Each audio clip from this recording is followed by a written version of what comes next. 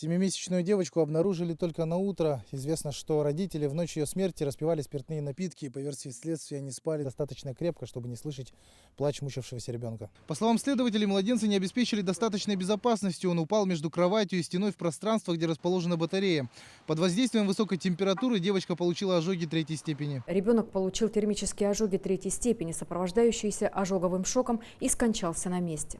В настоящее время по уголовному делу проводятся следственные мероприятия, направленные на установление всех обстоятельств произошедшего. Семья погибшей девочки не состояла ни в одной контролирующей инстанции, но некоторые соседи не отрицают, что в этой квартире временами распивали спиртные напитки. Вообще шумные были соседи?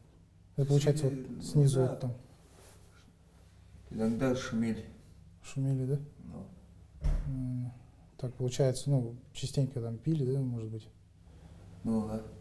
По словам уполномоченного по правам ребенка Анны Соловьевой, в Якутии безответственность родителей весьма острая проблема. За последние 3 года количество погибших несовершеннолетних стабильно находится на высоком уровне. В течение 3 последних лет, вот отслеживание идет, дети погибают при пожарах, при утоплениях, при дорожно-транспортных происшествиях. 150 детей каждый год по регулируемым причинам. То есть вот скажите, если бы мама и бабушка несли бы ответственность за этого ребенка, неужели бы они не усмотрели за этим маленьким 7-месячным ребенком?